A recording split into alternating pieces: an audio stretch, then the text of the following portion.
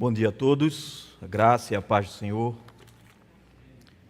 Vamos abrir a palavra de Deus no livro do profeta Ageu.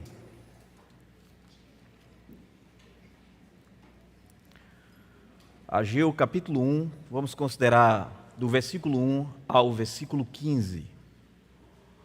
Vamos meditar sobre o seguinte tema: um chamado à verdadeira satisfação em Deus.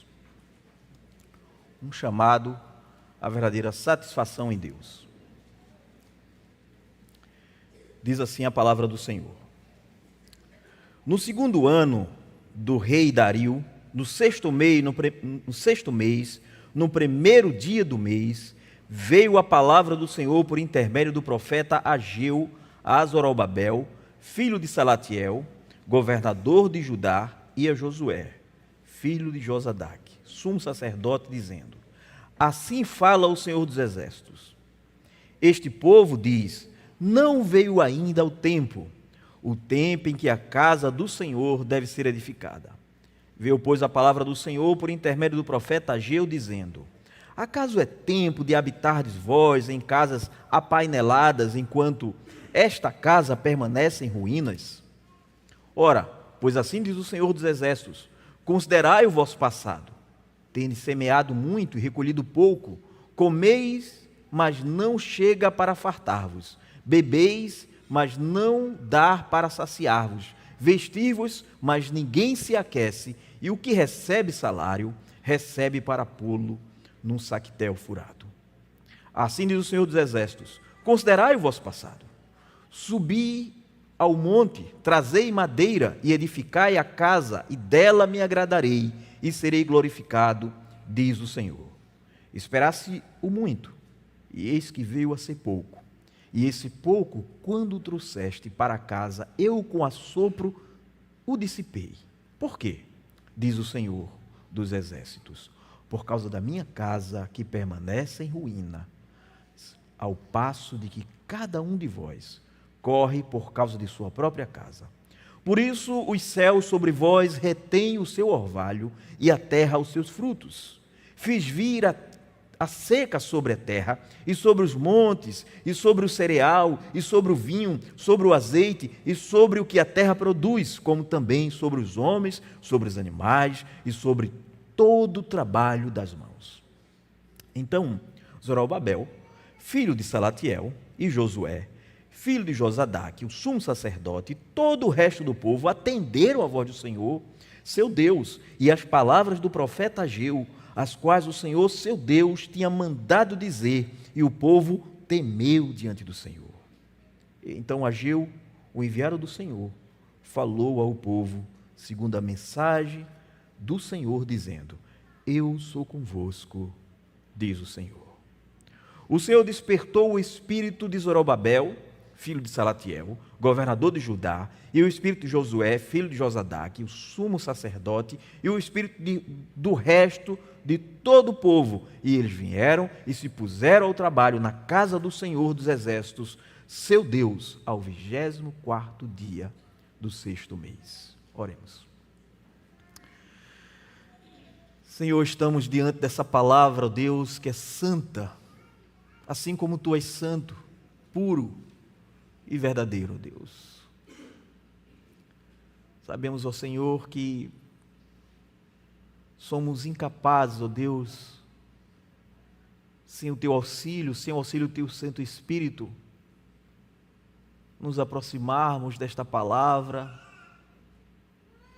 e sermos edificados por ela.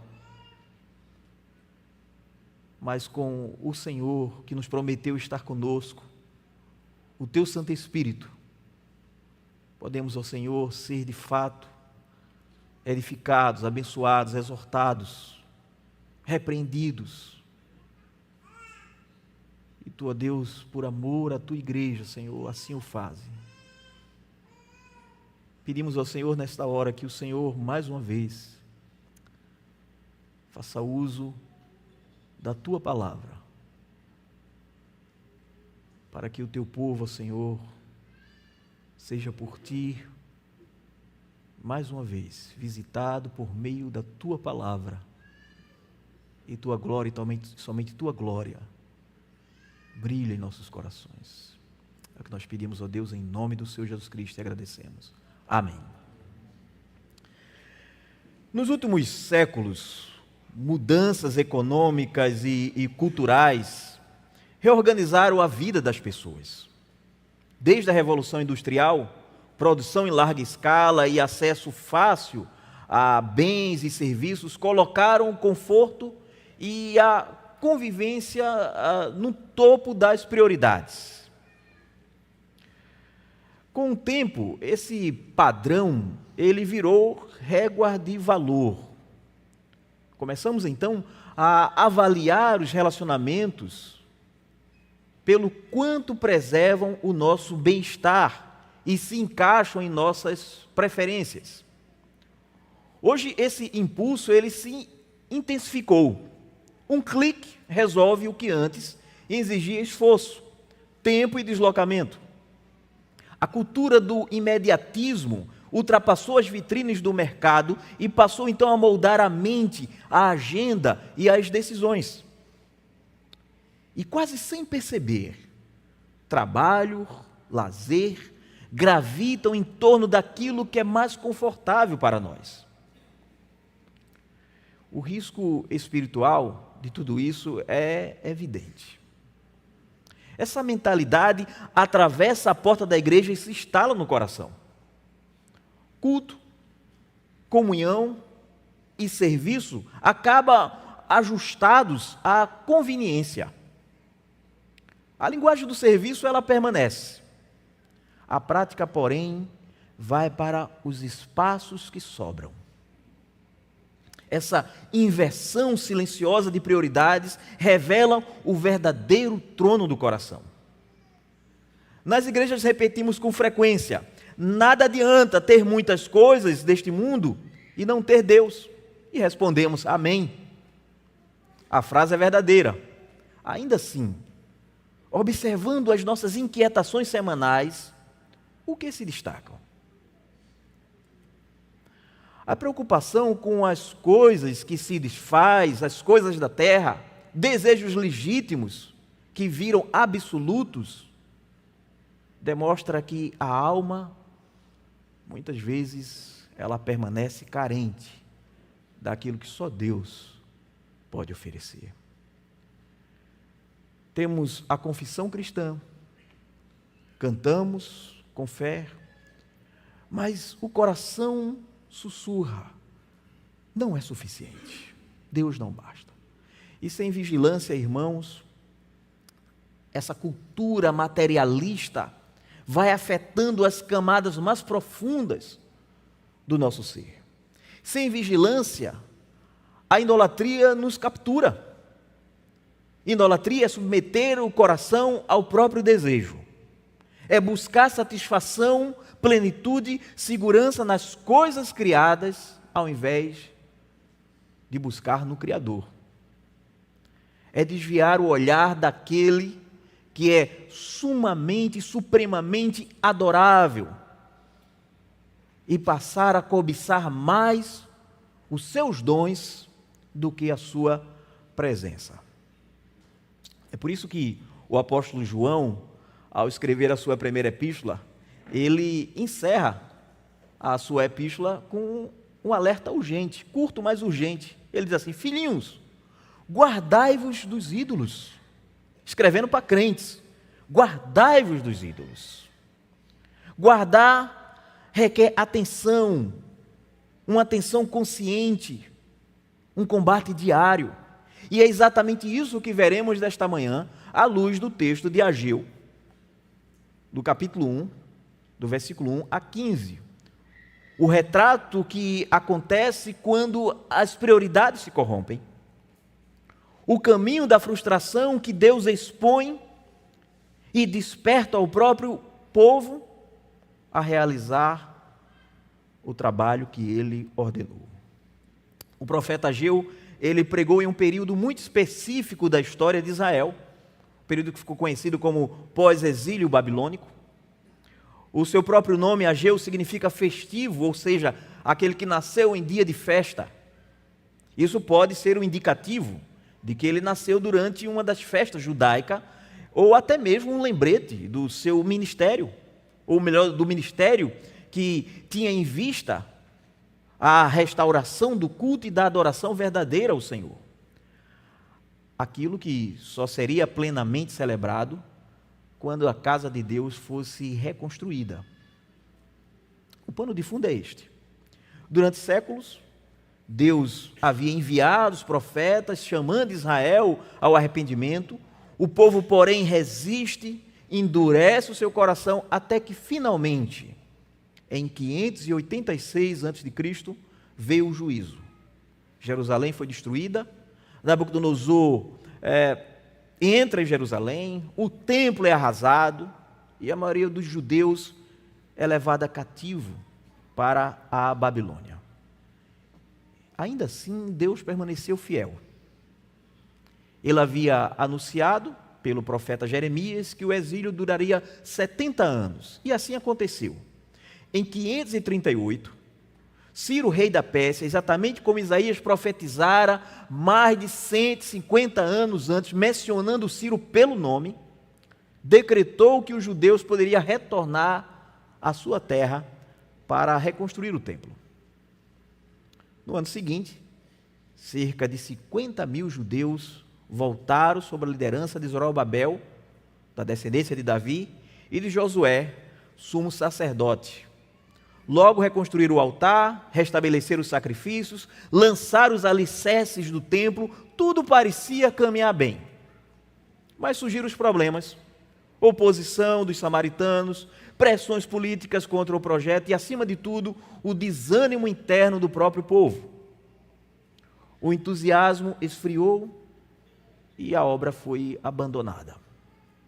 Enquanto o templo permanecia em ruínas, cada um passou a cuidar de sua própria casa, dos negócios, de suas prioridades pessoais, e se estendeu por longos 17 anos.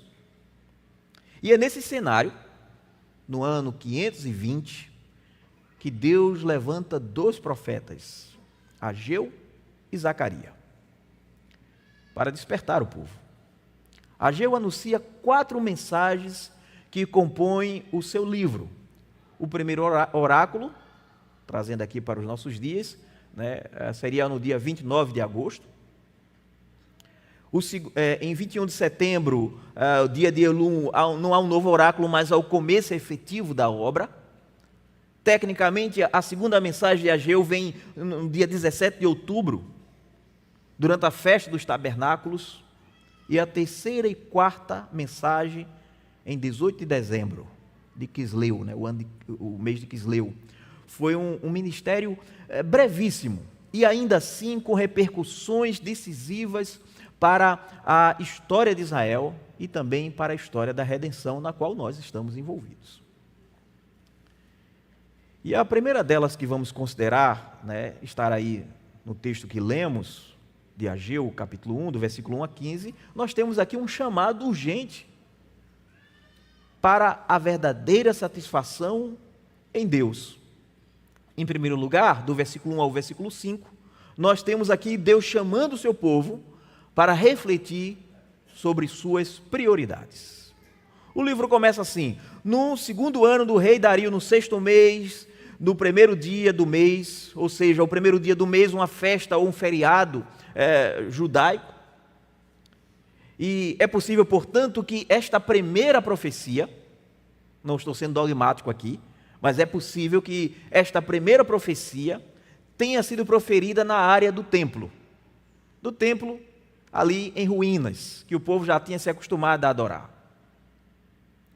Isso significa que Ageu, então, tinha uma grande audiência que poderia apontar para o próprio templo, se for o caso, o próprio templo, aquele templo inacabado, como evidência da incapacidade do povo de honrar e de obedecer a Deus. A menção de Dario é um lembrete de que os judeus, na época da profecia de Ageu, não era mais uma nação independente, mas estava sob o domínio de reis estrangeiros e pagãos.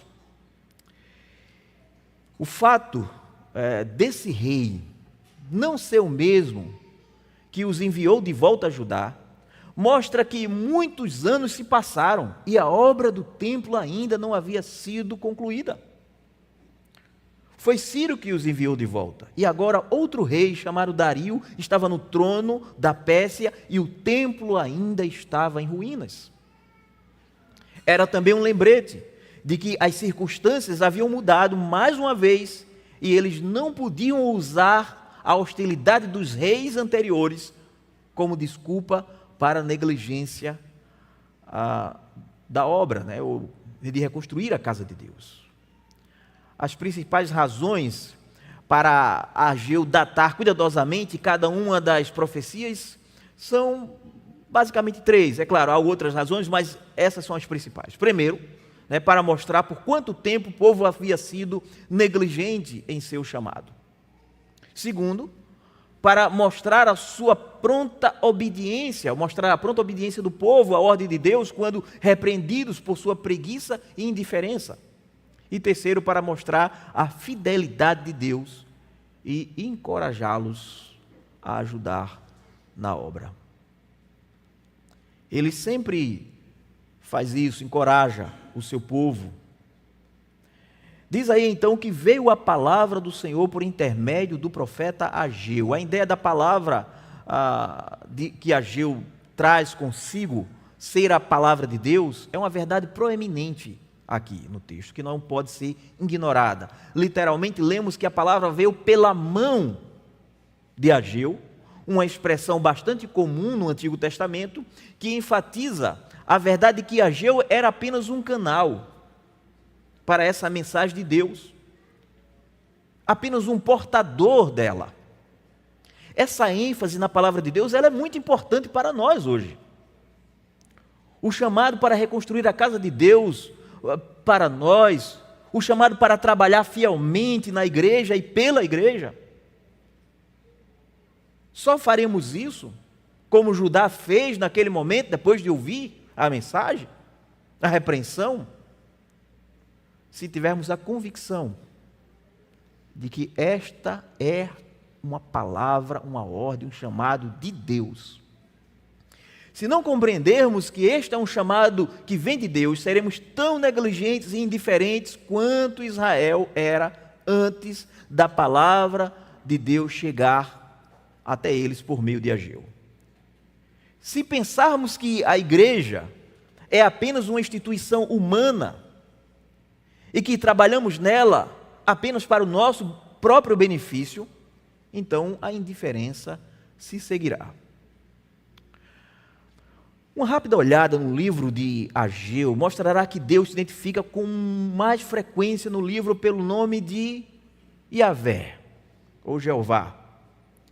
E é usado muitas vezes nesse livro tão curto, 34 vezes, em 38 versículos. Isso é digno de ser notado. O nome aparece frequentemente como o Senhor ou Yahvé dos exércitos, Jeová dos exércitos, em comparação ao único nome que é usado por Elohim, Deus, em apenas 3 vezes. Deus usa o nome de Yahvé para ensinar a Judá e a nós que o templo, aqui chamado de sua casa, faz parte da sua aliança com o seu povo. Aqui ele escolhe, ou melhor, ali no templo ele escolheu viver com o seu povo. Assim como hoje ele escolheu viver na igreja. Algumas pessoas pensam que elas podem ser crentes fora da igreja, mas Deus escolheu viver no meio do seu povo, na igreja. Isso não é possível. Nos dias de Ageu não era diferente. Mas há, obviamente, algumas diferenças que veremos. Ali Deus escolheu viver com o seu povo, revelar-se como Deus, torná-los como seus. Essa convivência é que define a sua aliança, e é por isso que ele usa o nome da aliança repetidamente. Esta primeira palavra de Deus é dirigida especificamente a Zorobabel, o governador, e a Josué, o sumo sacerdote. Isso não significa que Deus não esteja falando ao restante do povo. Ele se dirige a todos eles por meio dos seus líderes.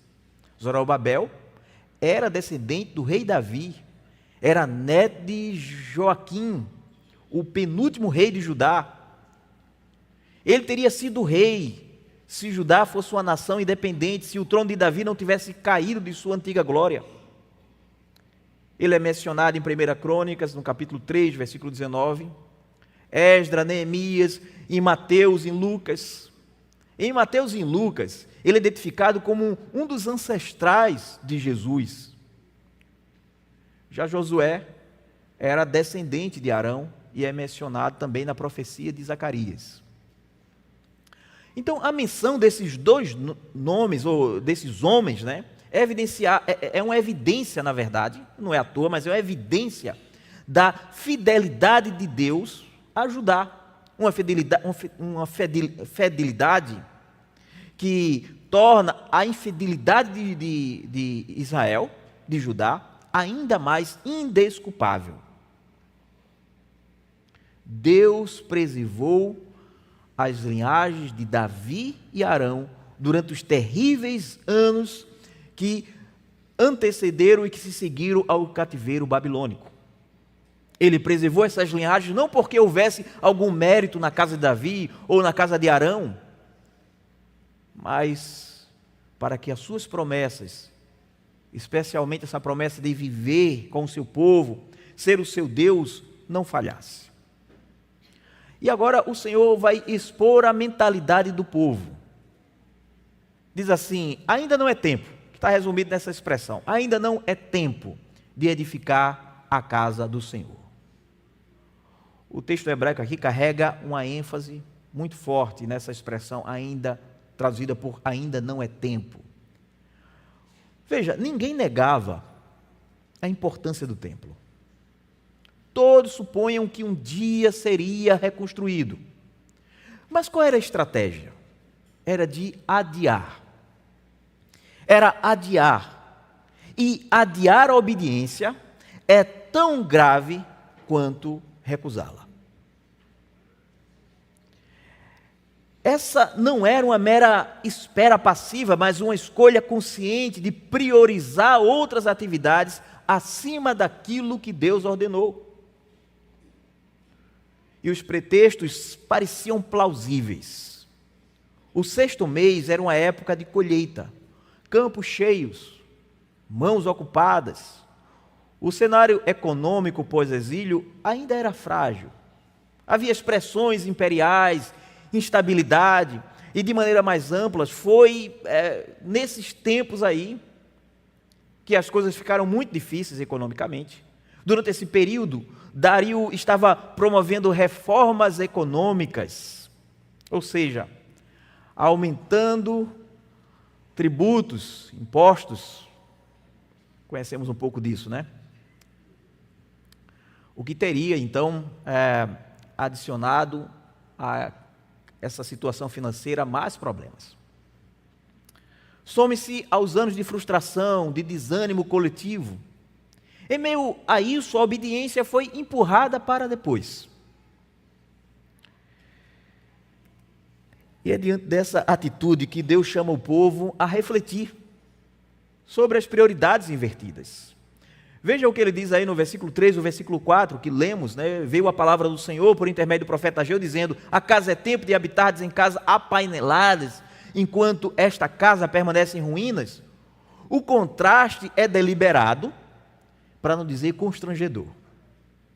A expressão casas apaineladas descreve residências de alto padrão, com revestimento de madeira, de cedro, de materiais nobres.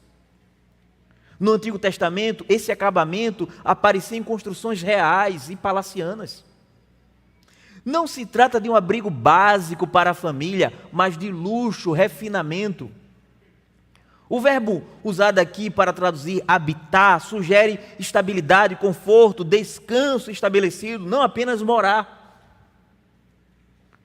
mas está instalado de forma como se estivesse instalado de maneira nobre. E nós vamos ver que isso não é problema nenhum. Ter uma casa bonita, apainelada, isso não era o problema. O fato é que eles mesmos, né? Aliás, o ponto aqui não é que Deus condena possuírem casas dessa maneira. Ele mesmo, o próprio Deus, havia prometido ao seu povo casas cheias de bens. Não tem problema.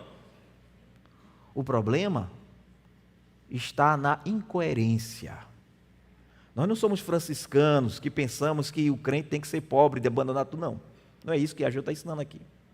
O problema não é ter conforto, ter casas apaineladas, casas bonitas, confortáveis. Esse não é um problema.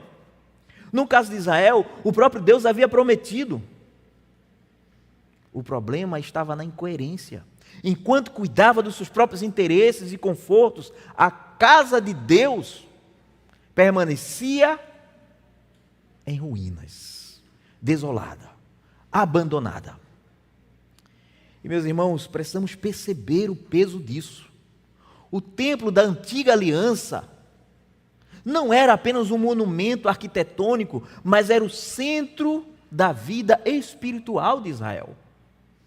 Era um lugar de encontro entre Deus, o Deus que é santo, e seu povo. Ali era onde a glória de Deus se manifestava. Era ali que o sangue da aliança era aspergido sobre o altar, garantindo a expiação. Negligenciar o templo era mais do que um descuido administrativo. Consistia em um ato teológico. Era como se dissesse: a presença de Deus pode esperar, a glória do Senhor não é prioridade. Essa acusação divina tem mais força ainda, porque se apoiava em algo visível. Bastava, se naqueles dias você pudesse transportar para Israel, bastava você caminhar por Jerusalém, do lado você ia ver casas reformadas, revestidas de forma bonita, palaciana, do outro, um templo em ruínas. A própria cidade tornara-se uma parábola das prioridades espirituais do povo. E nesse ponto Deus repete a mesma exortação duas vezes, no capítulo 5 e no versículo 5 e no versículo 7. Assim diz o Senhor dos Exércitos: considerai os vossos caminhos. Literalmente, ponha o coração sobre os seus caminhos. Eles são convocados a fazer um exame profundo da vida deles à luz da aliança. É como se Deus dissesse assim: pare, reflita, avalie o rumo de suas escolhas, que as suas escolhas revelam o que realmente vocês amam. Mas veja também a pedagogia divina. Antes de chamar o povo à ação, ele chama o povo à reflexão. Antes de mover as mãos, era preciso examinar o coração. Deus não deseja ativismo religioso cego, mas obediência consciente, que é fruto de uma convicção. A ordem é clara: pare, pense.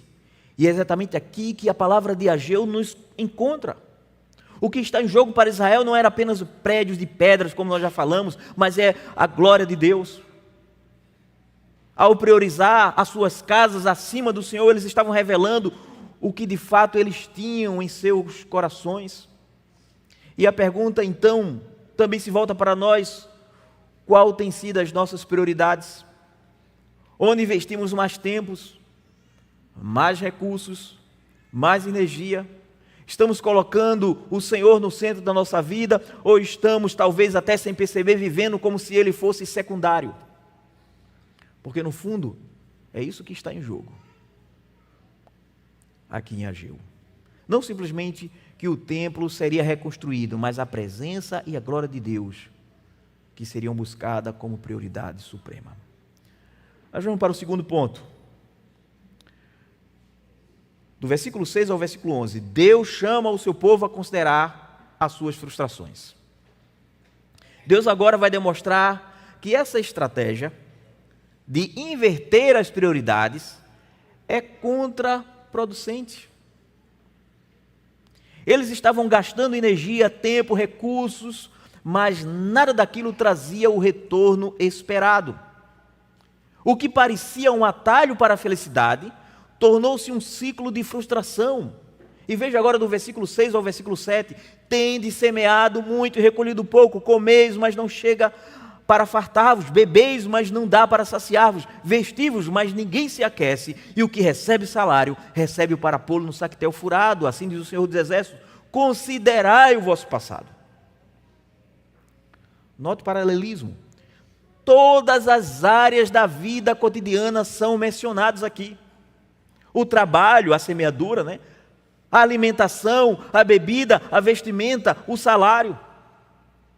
É como se Deus dissesse: vocês se dedicaram a cada aspecto da sobrevivência humana e até ao conforto, mas nada os satisfaz. Não é que eles não tinham o que eles estavam buscando, eles até tinham em termos materiais, mas não havia satisfação, a satisfação não era garantida, como vai dizer Eclesiastes. Não vem embutido. Quando é como se você compra, quando eu era criança, eu fui comprar um brinquedo que eu queria muito, e aí eu pedi ajuda para o meu pai, ele disse: eu não vou te dar o dinheiro. Aliás, eu não vou te dar o brinquedo, eu vou te dar o dinheiro para você começar a vender alguma coisa, e você vai juntar o dinheiro e vai comprar o brinquedo. Nessa época as crianças ainda podiam, os pais ainda podiam fazer isso com os filhos. E aí então, eu fiz isso. Consegui, com muito esforço, consegui comprar o brinquedo. Comprei e liguei assim, quando cheguei em casa liguei, eu esqueci de uma coisa. Não vinha com a lâmpada. Aliás, com pilha. Não vinha com pilha. A lâmpada do brinquedo não acendia. Era um brinquedozinho que você colocava pilha e ele acendia. Não acendia. Não vinha com pilha. Veja, os esforços do nosso trabalho, os frutos do nosso trabalho, não vêm com a pilha. Não vem, a satisfação não está garantida. A satisfação do fruto do nosso trabalho só é garantida em Deus. E o povo esqueceu disso. Por isso que eles estavam trabalhando como loucos. Mas não adiantava nada. Esse é o retrato da vida quando as prioridades estão invertidas. Correr muito, trabalhar muito, produzir muito, mas experimentar pouco do fruto produzido. Pouca satisfação. Isso aqui, irmãos, não é apenas uma descrição sociológica. O Senhor está mostrando que quando Ele deixa de ser o centro, tudo perde o seu propósito. É como se a criação que deveria cooperar com o homem se tornasse um espelho de sua rebeldia. Tudo resiste, tudo se esvai. Salomão já havia diagnosticado essa futilidade, usando a figura do dinheiro. Ele diz assim: quem ama o dinheiro nunca se fartará de dinheiro.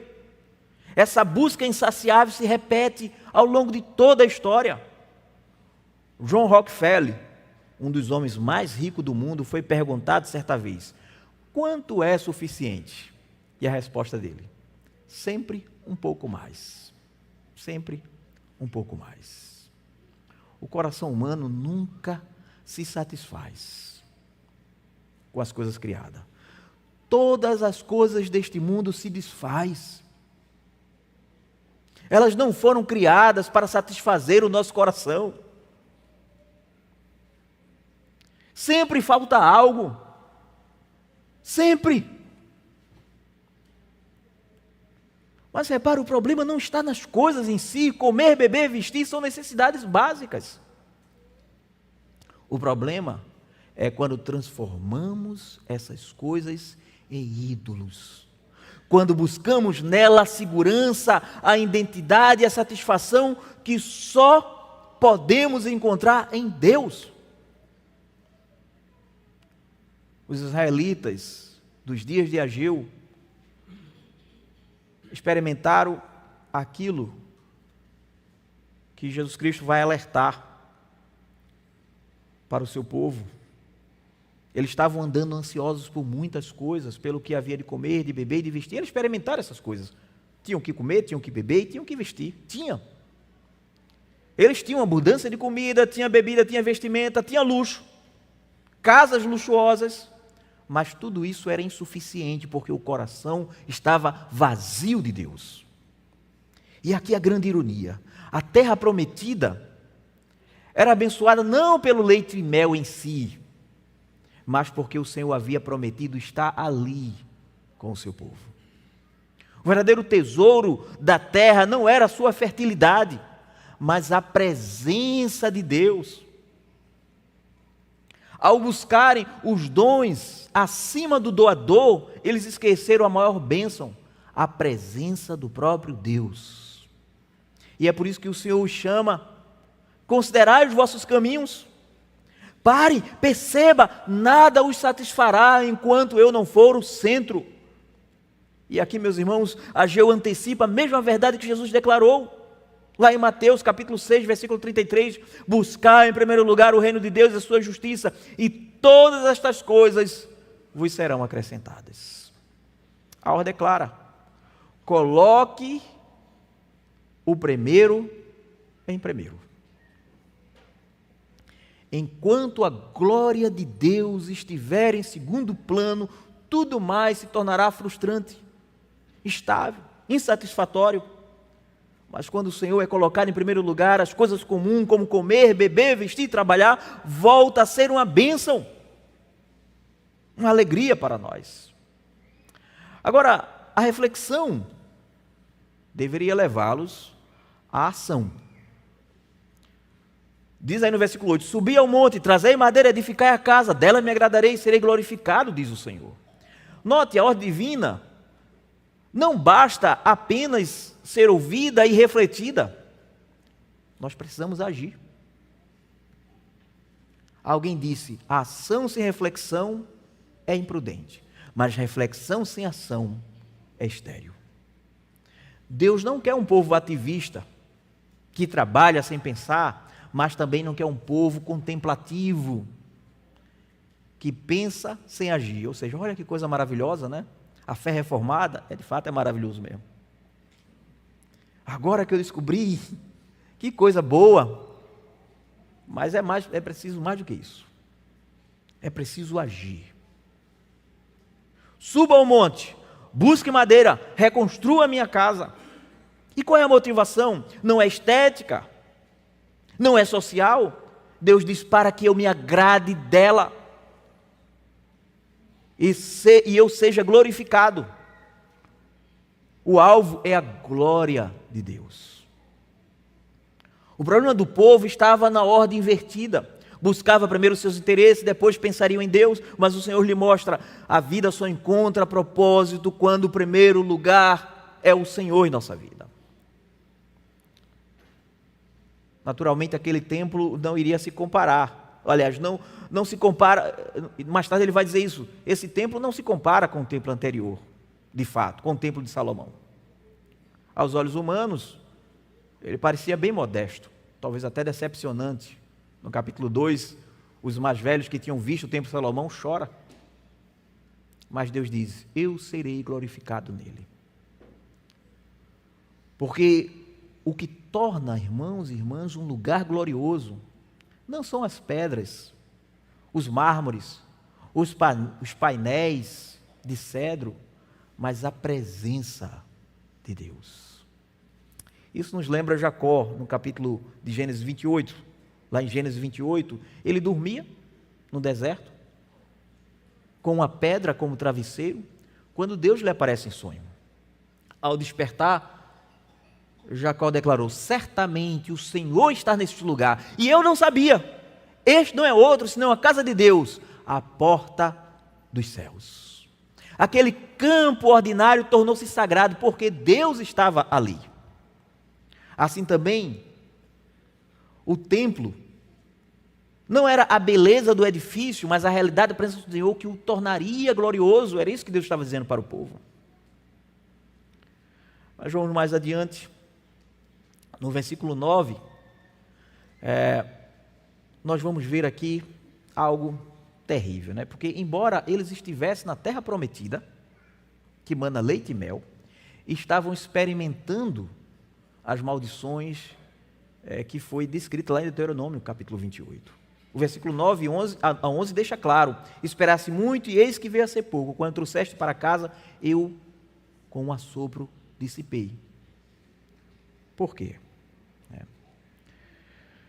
Porque diz o Senhor dos Exércitos, por causa da minha casa que permanece em ruínas, ao passo que cada um de vós corre para a sua própria casa, por isso o céu sobre vós retém o seu orvalho, a terra o seu fruto, fiz-me seca sobre a terra, e sobre os montes, e sobre o cereal, e sobre o vinho, e sobre o azeite, e sobre o que a terra produz, como também sobre os homens, sobre os animais, e sobre todo o trabalho das mãos. O povo colhia apenas frustração, porque havia esquecido da aliança. As palavras de Moisés, de Deuteronômio, estavam se cumprindo. Se não obedecerdes, os céus serão bronze e a terra de ferro. Até a chuva, fonte da vida, Deus reteve. Fonte da vida do campo, né? Deus reteve para mostrar-lhe que não existe bênção fora dele. No entanto, esse juízo, ele também é carregado de graça, porque tudo isso era para que o povo se voltasse para ele.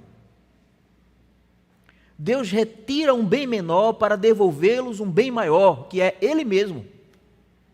Isso nos ensina algo profundo.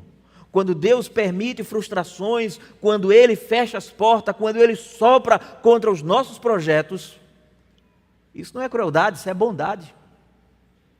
Ele está nos chamando a reordenar as nossas prioridades, a destruir os nossos ídolos e a buscá-lo novamente como o maior tesouro, porque, afinal, o maior presente que Deus nos dá não são as coisas, mas Ele mesmo.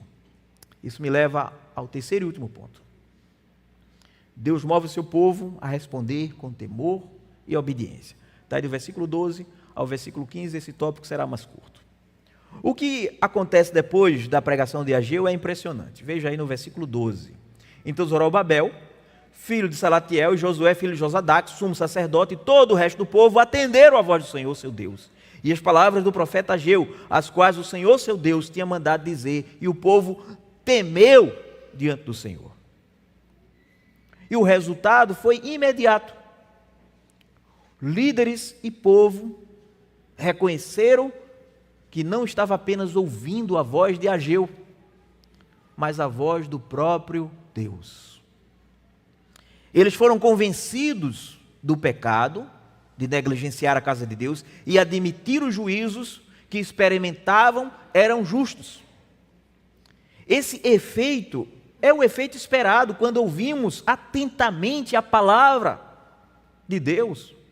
Ela sempre nos conduz a áreas da vida que nós precisamos realinhar, segundo o padrão de Deus. Repara, eles temeram diante do Senhor. Não é um medo servil, medo do castigo, mas a reverência, o assombro, o reconhecimento da majestade de Deus. Aquele temor que nasce quando você percebe o Deus vivo, o Deus dos exércitos está falando comigo. Esse santo temor não nos paralisa, nos move à obediência. Mas além da resposta humana, o texto destaca aqui, isso é que é extraordinário, a ação divina. Veja aí no versículo 14, diz que o Senhor despertou o espírito de Zorobabel, filho de Salatiel, governador de Judá, o espírito de Josué, filho de Josadac, o sumo sacerdote, e o espírito do resto do povo, de todo o povo. Eles vieram, se puseram ao trabalho na casa do Senhor dos exércitos, seu Deus. E aqui está o segredo. Não foi uma mera disciplina humana, nem entusiasmo. Foi o Espírito de Deus despertando o coração do povo por meio da sua palavra. O mesmo verbo que aparece em Esdras, no capítulo 1, versículo 1, quando o Senhor despertou o espírito de Ciro para permitir o retorno do povo.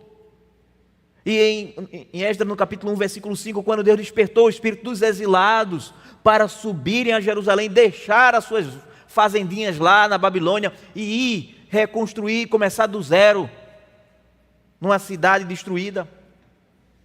O mesmo Deus que moveu os reis pagãos é também o mesmo Deus que move o coração do seu povo para a obediência. Isso nos lembra aquela tensão que Paulo descreve lá em Filipenses, capítulo 12, versículo 13. Desenvolvei a vossa salvação com temor e tremor, porque Deus é que efetua em vós tanto querer como realizar segundo a sua boa vontade. Nós decidimos, nós agimos, mas por trás de toda decisão santa está o agir misterioso do Espírito. Toda obediência verdadeira, ela é fruto da verdadeira graça de Deus. O Senhor confirma a sua presença com a promessa consoladora, diz aí no versículo 13. Eu sou convosco, diz o Senhor. Que palavra maravilhosa, né? Eles haviam temido o Senhor e o Senhor lhe garante, não tema, eu estou com vocês. E a presença de Deus é a maior motivação para obedecer. E por fim o texto registra que começaram a obra no dia 24 do sexto mês. Está aí no versículo 5, que alguém poderia pensar, mas por que demoraram 23 dias para obedecer? Por que demoraram todo esse tempo aí? Não demoraram 23 dias. Eles começaram a obra nesse dia, a obediência foi imediata, eles começaram a obra neste dia, que está registrado aí, no versículo 15, ao 24º dia do sexto mês, mas a obediência foi imediata. Havia entulhos acumulados por 17 anos, a serem removidos, a serem buscados, materiais a serem buscados, equipes a serem organizadas. A espera não foi desobediência, mas preparação. E quando tudo estava pronto, no tempo certo, a obra começou. Agora, irmãos, como podemos aplicar tudo isso de forma concreta na nossa vida aqui e agora? Nós não estamos em 520 a.C., não precisamos de subir o monte e buscar madeira para construir um templo. O que nós temos aqui não é um templo, é um edifício. Não precisamos fazer isso. Claro, precisamos de um lugar para adoração e devemos fazer isso. Mas essa não é a aplicação. Primeira coisa, devemos nos lembrar que o templo no Antigo Testamento não era mais do que um pré-anúncio do verdadeiro templo. O Verbo encarnado, Jesus Cristo, o Deus conosco. Ele é o ponto de encontro entre Deus e os homens. E nós, unidos com Ele, somos pedras vivas, formando um templo espiritual. Quero que você preste bastante atenção nesse aspecto. Pedro diz assim: chegando-vos para Ele, a pedra que vive, rejeitada assim pelos homens, mas para com Deus eleita e preciosa.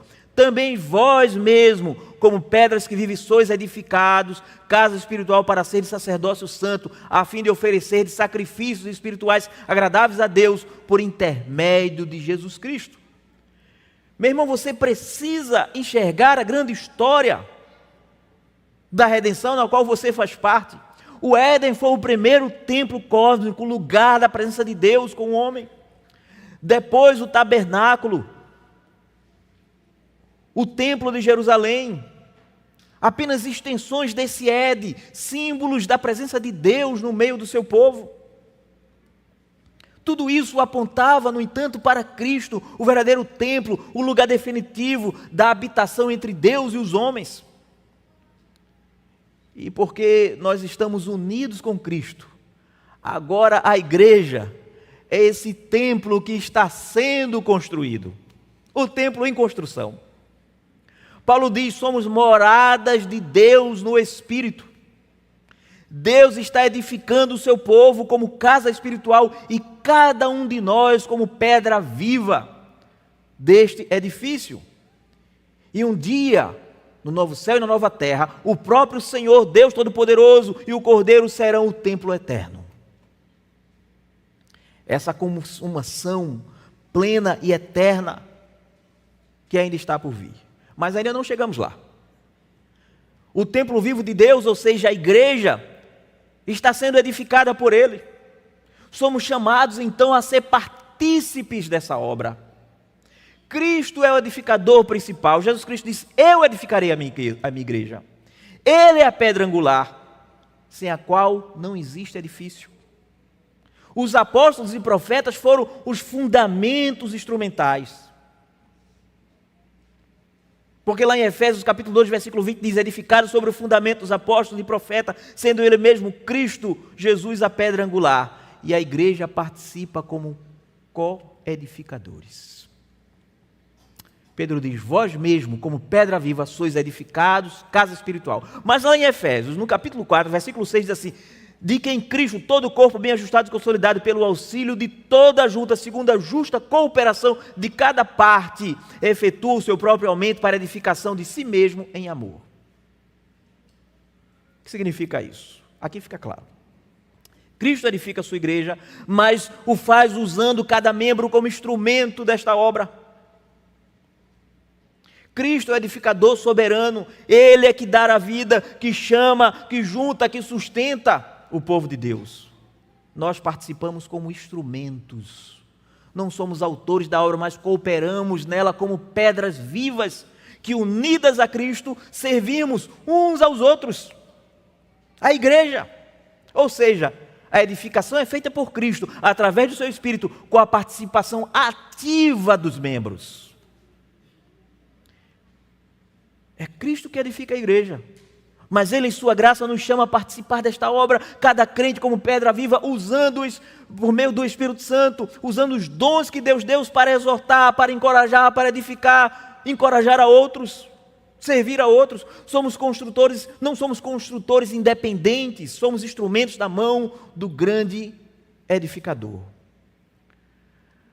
Agora preste atenção, nos dias de Ageu o povo dizia: vem uma crise por aí, não temos tempo.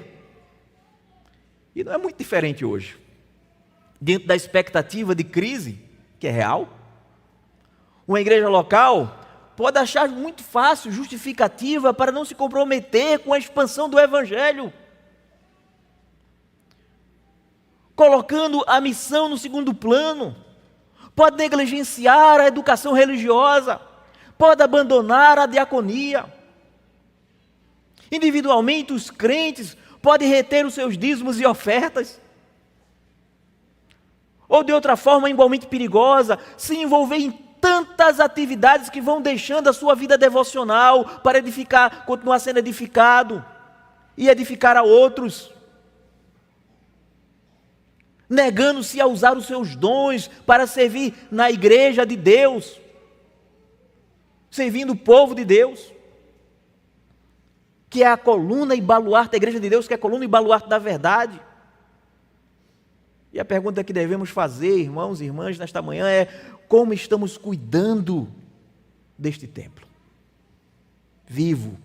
Qual tem sido a minha prioridade?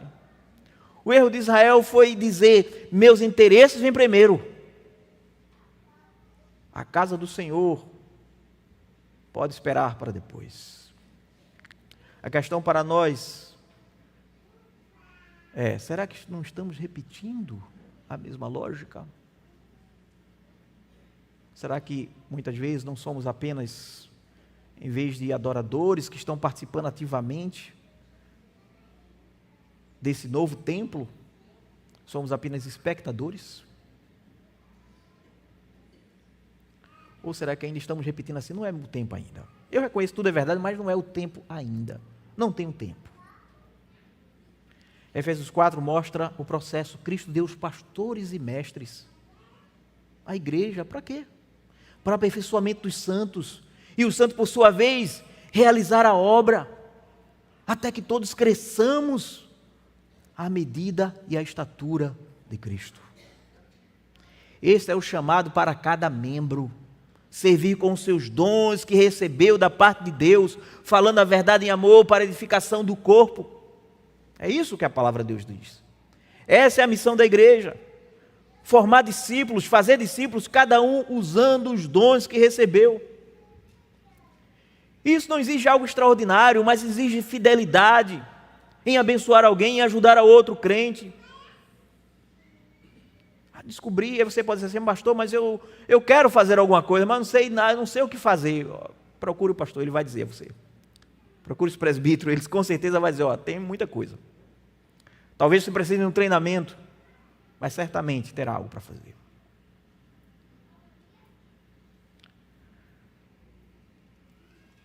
Meus irmãos, isso obviamente exige sacrifício, mas precisamos nos voltar para o fato de que somos pedras vivas e que servimos a igreja de Deus. A igreja de Deus. Que o Senhor, possa então alinhar as nossas prioridades. E eu quero terminar aqui rogando, não ignore o chamado do Senhor. Quando Deus soberano fala, nós estamos falando do mesmo Deus que entregou o seu Filho para nos libertar da condenação e da escravidão do pecado. Quando esse Deus fala, toda demora na obediência é inapropriada. O autor aos Hebreus, citando o Salmo 95, nos lembra, assim pois diz o Espírito Santo hoje, se ouvirdes a sua voz, não endureçais o vosso coração. Repare, ele não escreve como se dissesse no passado, mas ele diz no presente, hoje. Por quê? Porque o Espírito continua falando. O texto de Ageu, o texto de Hebreus, esse livro que está aqui diante de nós está vivo. Como dizia John Owen, a Bíblia é Deus pregando. Portanto, se hoje você está ouvindo a sua voz, e está ouvindo, não porque eu esteja falando, mas porque é a palavra de Deus sendo proclamada, não endureça o seu coração. Nos dias de Ageu, o povo dizia, não é o momento apropriado. Mas quando ouviram a voz do Senhor, pela boca do profeta, imediatamente se puseram a obedecer. Meus irmãos, quanto mais nós compreendemos plenamente o que aquele templo representava, quanto mais nós compreendemos que representava o próprio Cristo Emanuel, que se fez homem, que morreu e ressuscitou por nós, nos redimiu, nos adotou, e Deus nos adotou como seus filhos, e nos fez templo vivo. Quanto mais compreendemos isso, quanto mais compreendemos esse amor incomparável, nós somos movidos para a obediência. Como Paulo declara lá em 2 Coríntios capítulo 5, o amor de Cristo nos constrange. Ele morreu para que os que vivem não vivam mais para si mesmo, mas para aquele que por eles morreu e ressuscitou. Esse é o combustível da obediência. Não é medo servil, mas o amor redentor. E também tem o fato de que, assim como disse Ageu, Deus disse por boca de Ageu, eu estou convosco. O Senhor Jesus Cristo, o Emanuel, disse, eu estou convosco todos os dias, até a consumação do século. Veja, você não está sozinho para fazer essa obra. O Espírito que habita em nós, desperta o nosso coração, nos capacitando a andar com prazer no caminho da sua vontade. Portanto, irmão, reflita, examine-se. Em independência do Espírito Santo, agora, não amanhã, nem depois, tome a decisão de colocar o primeiro em primeiro. Que possamos dizer como salmista, que tenho eu no céu senão a ti, e na terra nada mais desejo além de ti. A minha carne, o meu coração pode falhar, mas Deus é a fortaleza do meu coração e a minha porção para sempre.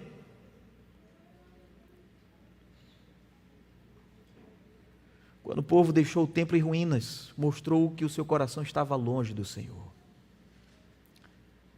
Da mesma forma, quando deixamos a nossa comunhão, a nossa adoração, o nosso serviço em ruínas, revelamos que estamos buscando satisfação em tudo, menos em Deus.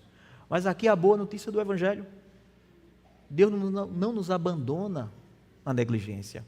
Por isso mesmo Ele veio ao nosso encontro, por meio da sua palavra, e nos chamando ao arrependimento. Reconhecer que somente nele nós encontramos a cura para a nossa idolatria. E eu termino dizendo que se hoje você está aqui ou talvez acompanhando pela internet, e está sem Cristo. Você anda tão ocupado nas coisas, mas cansado, sobrecarregado. Sabe que o seu corpo até pode encontrar algum alívio, mas a sua alma continuará insatisfeita. Isso tem nome, essa insatisfação tem nome. Chama-se pecado. Como disse Agostinho de Hipona, tu nos criastes para ti, Senhor, e o nosso coração está inquieto enquanto não repousar em ti. Só Cristo pode reconciliá-lo com Deus, e somente em Cristo você pode encontrar descanso para a sua alma cansada. Foi Ele que disse: vinde a mim todos que estáis cansados e sobrecarregados, e eu vos aliviarei. Venha a Cristo em arrependimento e fé, e você não apenas encontrará descanso, mas será feito pedra viva desse edifício santo que Deus está edificando em Cristo Jesus, para a honra e glória dele. Amém.